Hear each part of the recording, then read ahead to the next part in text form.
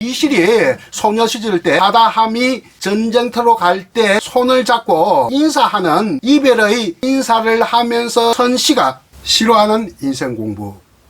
송희복의 서정시 빙평. 안녕하십니까, 송희복입니다. 오늘은 신라 향가 풍랑가에 대해서 공부를 해보겠습니다. 자, 그러면 먼저 낭독을 한번 들어보시겠습니다. 풍랑가 미실. 바람이 분다고 하되 님 앞에 불지 말고, 물결이 친다고 하되 님 앞에 치지 말고, 빨리빨리 돌아오라 다시 만나 안아보고, 아 님이여 잡은 손을 참아 물리려뇨. 낭독 잘 들어보셨습니까?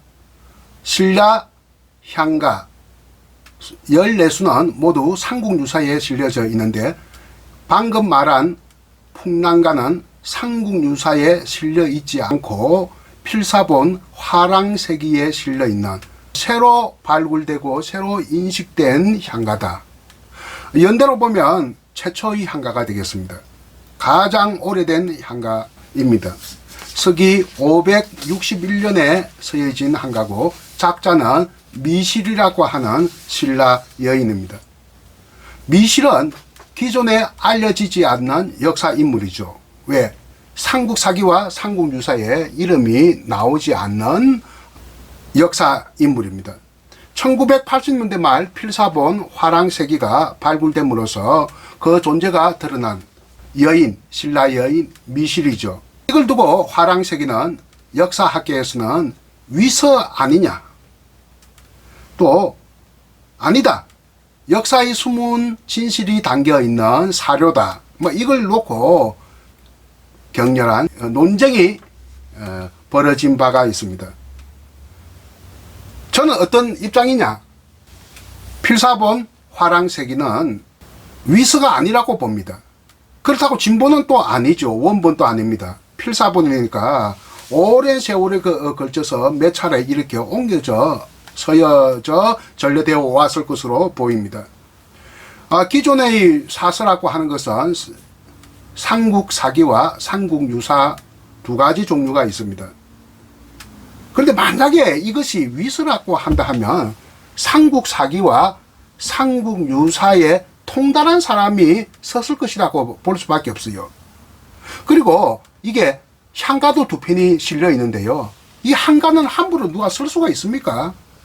그 어려운 항찰 문자로 향가를 창작할 만큼 대단한 인물이다. 그러니까 이것이 위서라면 어떤 사람이 썼느냐? 신채호 선생과 양주동 선생을 합쳐놓은 사람이 썼다. 그러니까 신채호만 아니고 양주동만 아니고 이 두 사람의 능력을, 그러니까 국어학적 능력과 국사학적 능력을 동시에 가진 인물이 썼는데, 이런 인물이 뭐가 답답해서 익명으로 역사를 떡 주물듯이 조작을 했겠느냐 하는 겁니다.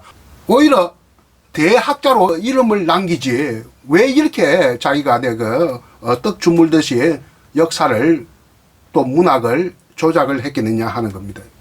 화랑세기를 위서라고 단정한 역사학자들은 건세의의가 있다, 조선시대의 의의가 발견된다, 한 2개 정도인가 봐요. 이걸 봐서 위서라고 단정을 하는데, 물론 원본은 전해지고 있지는 않습니다만 전래되는 과정에서 필사본들이 몇 차례 이렇게 다시 써지고 또 다시 써지고 또 다시 써졌을 가능성이 있는데, 이때 필사하는 과정에서 단어 2개가 개입되었을 것이라고 봅니다.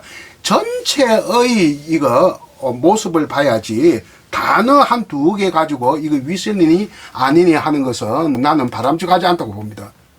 세계에서 가장 중요한 책이 뭐죠? 성경이겠죠. 성경만큼 영향을 크게 끼친 책이 어디 있겠어요? 성경이 원본이 어디 있습니까? 성경이 원본이 없듯이 화랑세기도 원본이 없다. 그렇다고 성경을 위서라고 합니까? 아무도 성경을 위서라고 하지 않습니다. 원본 없는 성경을 위서라고 하지 않듯이 원본 없는 화랑세기를 함부로 위서라고 단정 지을 수 없다. 이 향가의 작자인 미실이란 여인은 어떤 여인이냐? 굉장히 미모가 있고 또 색사에 능한 사람이다. 색사, 섹수얼 아트, 그 기술이 아주 능한 사람. 그렇게 길러지고 키워졌다. 조금만 이해하기가 힘들죠. 왜? 우리의 안에 그런 성적 가치관은 알게 모르게 우리나라 사람들은 유교적 가치관에 길들여져 왔기 때문이죠. 하랑세계는 미실이 엄청나게 등장합니다. 삼국사기, 삼국유사에는 한 마리 이름 언급이 안 돼 있지만, 근데 하랑세계에 많은 또 사람들이 그 등장하는데 그 사람들은 또 삼국사기, 삼국유사에 다 등장하는 사람이거든요. 근데 미실만 이렇게 싹 빼버렸는데, 미실을 빼버리는 이유가 뭐냐를 추적해보면 삼국사기와 삼국유사를 쓴 사람의 그 시대 가치관, 고려시대 때 고려중엽에 만든 것이 삼국사기와 삼국유사거든요. 그 시대 사람들의 가치관이 어떠냐 하는 것을, 성적 가치관 뭐 이런 것이 어떠냐 하는 것을 알 수가 있겠고요. 아무튼 하랑세기의 미실은 남성 편력의 여인이다. 그녀가 자행한 남성 편력은 어질머리를 일으킬 만큼 어지럽습니다. 정신이 없습니다. 그런 점에서 구몽의 성진의 여성 편력과 짝을 이룬다. 이렇게 나는 생각하고 있습니다. 남편은 누구냐? 이사부의 아들 세종인데요. 이게 딱 이렇게 삼국사기, 삼국유사와 아기를 맞지 않는 부분들이 있는데 그 중에 하나가 미실의 남편이 세종입니다. 세종대왕 할 때 세종과 한자가 같습니다. 김세종입니다. 김세종인데 이사부의 아들로 되어 있거든요. 그런데 삼국사기와 삼국유사에는 구형왕의 아들로 장남으로 되어 있습니다. 구형왕이 누구냐? 금강가야, 그 김의 가야의 마지막 임금이 구형왕이고 그 무덤은 어디에 있냐면 산청에 있습니다. 산청에 저도 가봤습니다만 아주 독특한 돌무덤으로 이루어져 있는데 굉장히 우리가 보는 왕릉과 느낌이 달라요. 막 돌들이 새겨져 있는데 이게 뭐 가짜는 아닌 것 같고요. 어쨌든 간에 그렇게 전래되고 있는데 삼국사기와 삼국유사는 이 김세종을, 김의 김씨, 김세종을 가야국 중에서 금강가야의 망국태자입니다. 신라의 망국태자가 마이태자고 조선의 망국태자가 누굽니까? 영친왕이듯이 망국태자라고 되어 있고 이름 또 세종으로 나오는 경우도 있고 또 어떤 데는 노리부로 나온 경우가 있습니다. 노리부. 신라의 남자 이름을 부자로 많이 씁니다. 이사부 또 그리고 거칠부 하듯이 부를 많이 쓰는데 아마 부가 맞이란 뜻인 것 같아요. 장남이란 뜻인 것 같아요. 여기에 노리부 구영왕의 장남이라 했으니까. 그러니까 마루종자, 마루라고 하는 것은 장남을 뜻하거든요. 세종. 그래서 거칠부와 이사부도 장남이면 그 말이 맞아떨어집니다. 그 놀이부 할 때 한자로 놀이라고 되는데 이게 순수한 우리말이라는 뜻입니다. 놀이가 누리란 뜻이고 누리가 세상이란 뜻은 아닙니까? 온누리. 세상이니까 세종대왕 할 때 세자를 쓴 거예요. 세종, 놀이부. 그러니까 세종과 놀이부가 하랑세계에 있는 다른 사람으로 되어 있거든요. 그걸 보고 얼씨구 좋다고 보고 이 하랑세기가 위스라고 주장하는 학자들이 이것 봐라 이게 엉터리 아니냐 이게 위스 아니냐라고 하는데 요 하나만 보고 우리가 판단할 수가 없습니다. 놀이부와 세종이 같은 인물이라는 것은 나도 인정을 합니다. 인정을 하지만 하랑세기의 이거 허점이 아닌가 생각을 하고 있어요. 아무튼 이 미실은 이 남녀 관계가 세 갈래로 나눠져 있는데 신라 여인 전체가 이 세 갈래로 이렇게 나눠져 있다. 요 정도 세 갈래로 나눠져 있으면 상당히 지체 높은 여인이다. 일반 평민 여인은 정식 혼인 관계만 합니다. 정식 혼인 관계만 이루어져 있고. 근데 미실이 혼인한 남자가 김세종 말고도 또 있었을 거예요. 이게 하도 내가 얽히고 설키니까 이게 나도 정신이 없어요. 정식 혼인 관계, 또 첫째, 둘째 색공 관계, 셋째 사통 관계. 색공 관계라고 하는 것은 지체 낮은 사람이 지체 높은 사람에게, 신분 낮은 사람이 신분 높은 사람에게 몸을 바치는 것을 색공이라고 해요. 색을 제공한다. 색공 관계. 이게 고도의 정치적 행위입니다. 그리고 세 번째 사통 관계는 불륜 관계입니다.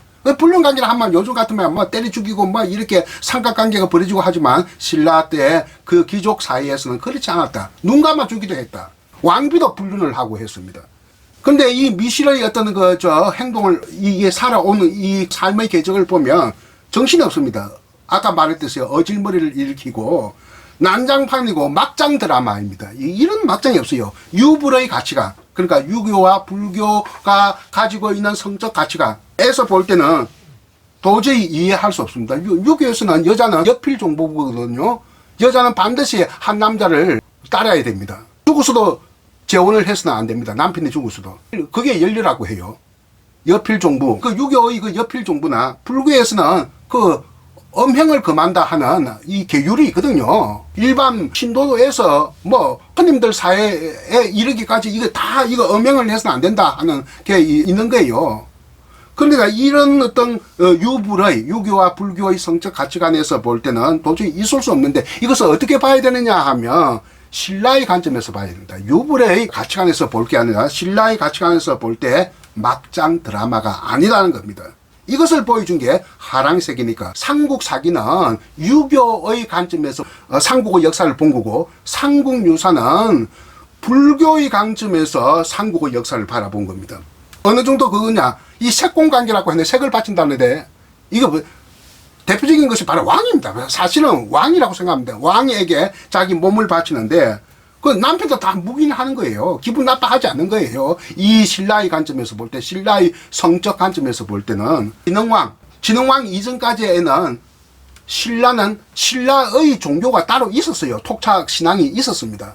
있었고 진흥왕 때 불교를 완전히 국교화했거든요. 그래서 진흥왕과 진흥왕 왕비도 머리들 다 깎고 선임이 되고 비구니가 되었어요. 그러니까 진흥왕부터 신라가 아주 돈독한 불교 국가가 되는데, 진흥왕에게 몸을 바쳤고, 진흥왕 아들이 2명이거든요. 동륜과 금륜. 동륜이 태자였는데 완전히 반해가지고, 미실한테 반해가지고 맨날 찾아오다가 어떻게 하냐, 큰 개한테 물려 죽었어요. 그래서 왕이 못 됐어요. 왕이 못 되고 금륜이 왕이 되는데 그것이 진지왕입니다. 진흥왕 죽고 나서 이제 진지왕이 차남이 이었는데, 이 차남하고도 이게 섹스 관계를 맺었습니다. 그러면서 강력한 권력을 가지게 되고요. 미실은 그 측면에서. 그래서 미실하고 그렇게 진흥왕비하고 이렇게 짜가지고 이거 도저히 안 돼. 이 금륜이 바로 진지왕인데, 진중이 이게 안 되겠다 싶어가지고 쿠데타를 일으킵니다. 3년 만에 왕위에서 쫓겨납니다. 삼국사기 삼국유사에는 바로 안에 병들어 죽었다 했지만, 하랑세계에는 쫓겨나고 3년 동안 유폐당하다가 병들어 죽었다 했으니까 어느 것이 더 정확한가 하는 것은 아직 알 수가 없습니다. 그러면 그 금륜 왕자가 진지왕이 되고 3년 만에 또 이렇게 쿠데타로 쫓겨났으면 다음 왕을 이어야 되는데, 진지왕 아들이 있었는지 없었는지 잘은 모르겠습니다만 엄청난 큰 개한테 물려 죽였다는 동륜태자의 아들 진평왕이 왕위를 계승합니다. 그러면 진흥왕, 진지왕, 진평왕은 할아버지, 숙부, 손자 이렇게 계승되어 있거든요. 이 3대 할아버지, 숙부, 아버지도 마찬가지죠. 할아버지, 아버지, 숙부, 또 진평왕까지 이 3대에 걸쳐 미실이 몸을 바쳤다. 진평왕이 왕위를 올 때는 13살인가 그랬는데, 14살에 이 귀골이 장대하고 아주 청년처럼, 소년이지만 청년처럼 이 덩치도 좋고 귀골이 장대하고 아주 힘도 세고 해서 태후의 명령으로 미실이, 그러니까 색사를 가르쳐줍니다. 섹수얼 테크닉, 성적 기술을 가르쳐주고 같이 잠자리에 듭니다. 그러니까 할아버지, 아버지, 숙부, 진평왕 입장에서 볼 때 본인 손자까지 이렇게 돌아가면서 섹스를 했다는 것이 오늘날 우리 유교적 관념, 유교적 가족 질서에서 볼 때 이거는 있을 수 없는 막장 드라마다, 이렇게 볼 수가 있는 겁니다. 그러나 이 신라의 관점이라는 것이 나는 이렇게 봅니다. 이거는 나의 이론입니다.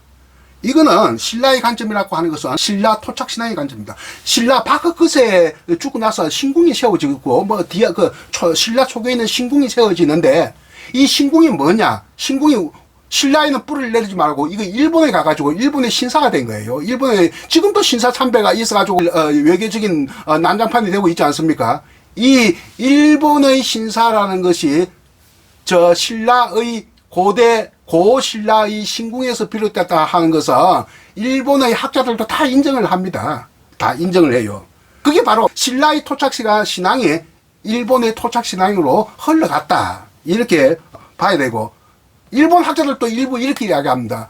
신라의 화랑도 정신이 일본의 무사 정신으로 이렇게 바뀌어갔다 했는데, 이것은 좀 섬세하게 살펴봐야 하겠고요. 이 토착신앙이 바로 이게 기청으로 존재했거든요. 이 기청이라는 데가 있고 그 위에 하나씩 올려지는 것을 가청이라고 하지 않습니까? 근데 기층과 가층을 그냥 요즘 말로 좀 쉽게 설명을 해주실래요? 기청은 기반을 이루는 것이고 그 문화의 기반을 이루는 것. 가청은 외래에서 온 거. 외래된 문화나 사상 이런 것을 가청이라고 하는데, 가청 위에 더 올라가면 상청이라고 해요. 이거는 식민지 문화입니다. 그래서 그 기청의 토착신앙이 있고 그 가청으로 들어온 것이 외래로 들어온 게 유불선입니다. 이게 신라 말의 최치훈이 나라에 현묘한 도가 있으니 풍류라고 한다. 이런 말을 했거든요. 그래서 신라의 토착신앙은 요 하랑색에 대해서 가장 관심 있는 역사학자는 이종욱 선생. 지금 서강대 명예교수인데 서강대 교수 시절에 화랑세기를 번역하고 많은 연구를 냈습니다. 미실이라고 하는 이 역사책도 냈고요. 나도 개인적으로 한 몇 번 경주에서 학술대에서 만나서 많은 이야기를 나눈 적이 있고 책도 내가 한 권 받기도 했는데요. 그 이종욱 선생은 신선도라고 이렇게 이야기를 해요. 그 토착신앙을. 신선도란 말은 아마 문헌에 나와 있을 것 같은데 저는 찾아보지 못했습니다. 저는 이렇게 봅니다. 국선도 혹은 풍류로라고 보는 게 맞다 싶습니다. 문헌에 있건 어떤 간에요. 풍류란 말은 아주 훗날에 최치훈이가 또 한 말이고요. 이 토착신앙과 가장 밀접한 관계에 있는 것이 바로 화랑도입니다. 이 토착신앙을 제도화시키려고 하는 것이 화랑도고, 화랑도의 우두머리를 풍울주라고 하는데, 이 풍울주라고 하는 개념은 삼국사계에도 없고 삼국유사에도 없습니다. 이 풍울주의 삶의 역사, 정기의 역사, 이것이 바로 화랑세계입니다. 그래서 가장 토착신앙과 관련된 화랑의 우두머리를 뽑는다는 것은 왕 못지 않거든요. 이거는 조선 후기에 인조 때에 서인들이 엄밀하게 강해군을 몰아내고 인조 반정을 일으킬 때 그 밀약을 합니다. 밀약을 하는데 길게 하지 않고 열흘자만 딱 씁니다. 열흘자를 어떻게 쓰느냐 하면 융숭살림, 살림을 융성하게 숭앙하고 숭배하고, 이 살림이라고 하는 것은 유학계, 유림을 말합니다. 그리고 물실국혼이라, 물실, 절대 놓치지 말라, 국혼을 느끼지 말라. 왕비는 반드시 우리 서인에서, 뒤에 서인이 노론과 소론으로 쪼개지면서 서인이 노론화됩니다. 결국은 인조 반정 이후에 순종 때까지, 조선이 망할 때까지 20명의 왕비를 배출을 하는데, 그 중에 왕비는 추존 왕비도 있습니다. 해공궁 홍씨 같은 추존 왕비도 있고, 순종의 첫째 부인 영민씨까지 다 포함하면 20명 중에서 17명이 노론이니까 85%를 왕비를 배출했어요. 그런데 살림의 융숭한다 하는 말은 유학자 중에 우두머리를 뽑는다는 이야기인데, 그것이 뭐냐 하면 제도화시키기 위해서 성균관 제일 높은 사람은 대사성입니다. 요즘 말하면 서울대 총장인데. 근데 아까 그게 그래서 미실하고 어떻게 미실의 행동을 어떻게 이해할 수 있는지 이제 좀 잠깐만 계속 보세요. 그런데 그것을 따로 또 한 명 했어요. 한자로는 제사 지낼 때 제자에다가 주자, 읽기는 조애, 죄주라고 읽는데 제주라고 읽지 않고, 이 제주가 바로 유교의 모든 것을 간장을 하는데 정삼품밖에 되지 않지만 엄청나게 이게 힘이 있는 거예요. 만동묘를 간장하고요. 그래서 조선 후기에 고종 때 백성들의 어떠한 말이 있느냐 하면, 원림 위에 감사, 관찰사, 감사 위에 삼상, 영의정, 자의정, 우의정, 정성입니다. 정성 위에 성지, 요즘 말하면 비서실장과 수석비서관, 성지 위에 임금, 임금 위에 만동묘직이, 만동묘직이가 바로 제주입니다. 그러니까 이 조선 후기의 제주에 해당되는 것이 신라 때 풍울주다, 이렇게 보면 되겠고요. 하여튼 신라의 관점에서 본 그 시대의 제도와 어떤 가치관을 우리가 들어볼 수 있다는 점에서, 삼국사기와 삼국유사의 그 유불적 관점에서 본 그 삼국시대 신라의 모습을 보지 않고 어떻게 보면 정직하고 신뢰할 만한 역사상을 제시하고 있다. 그러면 그 미실의 행동을 지금 이해할 수 있는 거는 그 아까 얘기한 원래 그 당시 신라의 토착 신앙하고 연관해서 그렇다는 건가요? 그렇죠, 그렇죠. 그 토착 신앙에서 그러니까 성을 유교랑은 전혀 다르게 막 이렇게 난잡하게 하더라 다 용인이 되는 거예요. 그게 토착 신앙이라고 예, 그렇다고요. 그렇죠, 그렇죠. 예전 무슨 원시 종교처럼. 그렇죠, 그렇죠, 그렇죠. 그래서 미모와 색사와 색공으로 권력을 지락펴락한 여인이 미실이다. 미실과 관련되는 남녀관계 관련되는 사람이 엄청나게 한 7, 8명 정도 될 거예요. 이렇게 쭉 이게 나뉠 텐데 제일 처음에 나오는 사람이 사다함입니다.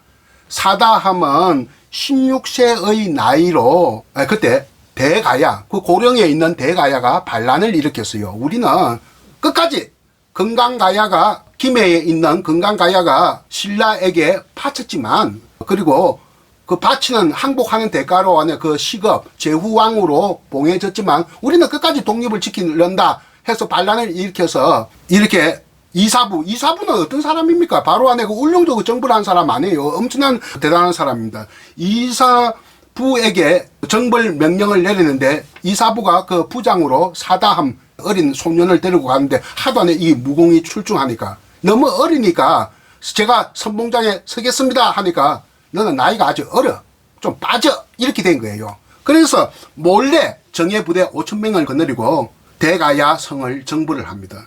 명령은 불복종을 했지만 이렇게 신라를 위해서 큰 공을 세웠죠. 이때 나갈 때 출정할 때 애인이었던 미실과 부부의 언약까지 맺었습니다. 결혼까지 하려고 했어요. 미실의 나이는 정확하게 나타나지 않습니다. 추정할 뿐이고 미실의 동생 미생과 이런 거 관계를 볼 때 나이가 사담하고 동갑이거나 한 살 위이거나 아래이거나, 그러니까 미실도 한 15쯤 되고 사담도 한 15, 16 되는 나이에 서로 안에 부부의 그 첫사랑입니다. 첫사랑. 이렇게 사담을 전쟁터에 내보내는 것은 미실을 궁중으로 불러들이기 위해서입니다. 궁중으로 불러들여서 색공 지신으로 만들려고, 임금에게 색을 바치는 여자의 신하로 만들기 위해서 이렇게 네가 전쟁 가서 조금만 죽는 대로 좋다 했는데 정말 이기고 개선 장군으로 돌아왔는데 충격을 빠진 거죠. 충격 빠져가지고 하랑세계에는 친구가 죽어서 무갈량이 죽어서 슬퍼하다가 일주일 만에 죽었다라고 되어 있지만 이종욱 선생은 서강대 역사 교수로서 오랫동안 많은 저서를 내고요. 서강대 총장까지 지낸 분입니다. 이분의 책의 개인적인 사견으로는 아마 미실의 빼앗김 때문에 미실이 김세종에게 시집간 것에 비탄에 빠져서 죽었을 거다. 만약에 화랑세기처럼 무갈량 때문에 죽었다, 친구 때문에 죽었다 하면, 그렇다면 이거는 동성연애다. 이렇게 남성 동성애다. 이것은 마치 아킬레스와 파트로클로스의 관계처럼 동성연애의 원형적 이미지다. 이렇게 볼 수밖에 없습니다.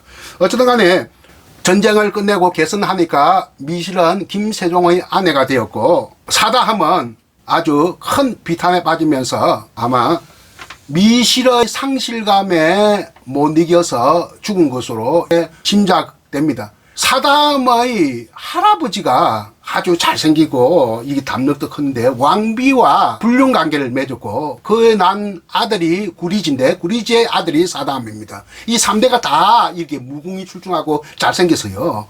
이 왜 아버지 이름이 구리지냐? 그의 아버지가 정식 혼인 관계가 아니라 왕비와 불륜을 했는데 그 불륜한 장소가 화장실이었거든요.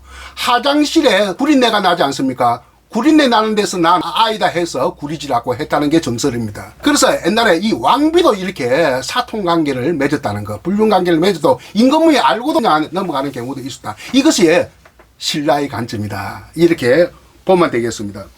아무튼 21세기 역사소설과 드라마에서 가장 주목을 받는 여성 캐릭터는 미실이다. 김베라의 미실, 이것이 엄청나게 팔렸습니다. 내가 이 산책은 초판 인쇄하고 2달도 안 된 상태에서 17세입니다.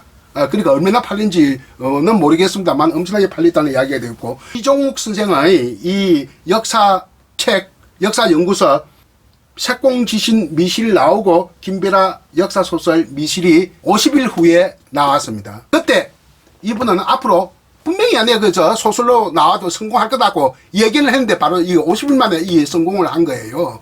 그리고 절대 역사를 너무 건너뛰지 말고 기본에 충실해야 된다고 이렇게 이야기를 하고 있고, 절대 미실을 에로티시즘의 관점에서 보서는 안 된다. 색공의 에로티시즘이 아니라 고도의 정치 행위의 관점에 봐야만이 역사상을 제대로 파악할 수 있다 하는 것을 제언을 했습니다. 그런데 50일 후에 나온 김베라의 역사소설 미실은 에로티시즘과 역사소설이 만나는 지점에서 많은 대중을 모아갖고 그 에로티시즘이 유인성이 되었다. 이렇게 유혹하는 뭐라고 지표가 되었다. 이렇게 이야기할 수 있겠습니다. 아무튼 미실이 소녀 시절 때 막 거의 동갑이라고 추정되는 사다함이 전쟁터로 갈 때 손을 잡고 이렇게 인사하는 이별의 인사를 하면서 선 시가 풍랑가인데, 향가는 4구체, 8구체, 19체가 있거든요. 19체는 완성된 향가의 형식체계입니다. 그런데 8구체는 이게 가도기체인데 처용가가 이 8구체이고 또 몇 가지 있습니다만 가장 원시적인 형식은 4구체입니다. 이 민요체라고 하는데 대표적인 게 서동요죠. 서동요가 6세기 말에 만들어졌는데 이 풍랑가는 6세기 중반에 만들어졌으니 최초의 향가가 되겠죠. 바람이 분다고 하되 님 앞에 불지 말고, 이 바람 풍자, 물결이 친자 할 때 물결낭자, 그래서 풍랑가라고 하는데 원래는 제목이 없습니다. 물결이 친다고 하되 님 앞에 치지 말고, 그러니까 앞으로 닥칠 어떤 불행이나 이런 것들이 님이란 말이 안 나오니까 랑이라고 합니다. 화랑할 때 랑, 님으로 이렇게 번역이 될 수가 있는데, 낭 앞에 불지 말고 낭 앞에 치지 말고 빨리빨리 돌아오라, 다시 만나 안아보고 싶다, 당신을 안아보고 싶다. 아 님이여, 아 랑이여, 잡은 손을 참아 물리려뇨. 우리가 손을 잡고 있는데 이별을 아쉬워서 차마 내 손을 뿌리치고 전쟁터로 나아가려고 하느냐, 끝까지 잡고 싶다는 거지. 그러나 결국은 시간이 급하니까 손을 뿌리칠 수밖에 없죠. 뿌리치려고 하는 순간에 선 시가 풍랑가입니다. 미실의 풍랑가는 이종욱 선생의 역사연구서 색공지신 미실에도 나오고, 이것을 번역한 사람은 어떤 국어학자 정연찬인 선생이든가 원로 국어학자가 이것을 번역을 했습니다. 그리고 이 김베라의 역사소설 미실에도 이 시가 나옵니다. 김베라 소설 미실 중에서 사담 부분이 내가 아까 계산을 해보니까 계산기로 17% 분량을 차지하고 있어요. 이 전체 이 17% 미실과 사담의 그 첫사랑, 이것이 가장 역사성을 가지고 있습니다. 역사적 성격을 가지고 있어요. 대가야, 정벌, 뭐 이런 거, 풍랑가라고 하는 향가의 등장, 그리고 갔다 와서 미실을 상실하고 나서 선 또 시가 있어요. 이건 한문으로 쓴 시인데, 청조가 푸른 새의 노래, 그러니까 짝이른 새에 관계되는 심정을 표출한 것 같아요. 이것도 역시 한가로 지었으면 얼마나 좋겠습니다만 그냥 한시로만 적혀 있고, 그 외에 또 안에 또 향가가 한 편 있을 거예요. 그 하랑세기에. 이렇게 하랑세기에 향가가 지어졌다는 것은 이건 함부로 위수라고 단정할 수 없습니다. 이건 양주동 선생보다 더 뛰어난 사람이 아니면 향가를 창작할 수가 없습니다. 그래서 저는 하랑세기가 거대한 어떤 역사의 흐름을 거대한 톱니바퀴에 비유할 수 있다면 이 톱니바퀴의 아기 맞춤이 잘 이루어졌거든요. 물론은 그 아기가 한두 개는 조금만의 그 삐그덕거립니다. 아까 김세종과 놀이부가 다른 사람이라는 것은 그거는 아기가 안 맞다고 보고, 그 외에는 대체로 보면 신라 역사의 톱니바퀴를 돌리는데 필요한 아기 맞춤이 이루어졌다는 점에서 이것은 위수라고 단정할 수 없다. 여기에 역사의 숨은 진실이 담겨져 있다. 저는 가장 하랑세기를 신뢰하는 것은 어떤 남녀 관계를 이렇게 유교적 관점, 불교적 관점에서 보지 않고 신라의 관점에서 봤다. 토착신앙, 신라적 토착신앙의 관점에서 봤다는 게 굉장히 이는 신뢰할 만하다. 이렇게 보고 나는 곧 여기에 하랑세기에 관계돼서 논문을 지금 구상하고 있습니다. 오늘 미실의 풍랑가에 관한 강의 들어주셔서 대단히 감사합니다. 다음에 여러분과 다시 만나 뵙겠습니다. 안녕히 계십시오. 풍랑과 미실 바람이 분다고 하되 님 앞에 불지 말고 물결이 친다고 하되 님 앞에 치지 말고 빨리 돌아오라 다시 만나 안아보고 아 님이여 잡은 손을 참아 물리려뇨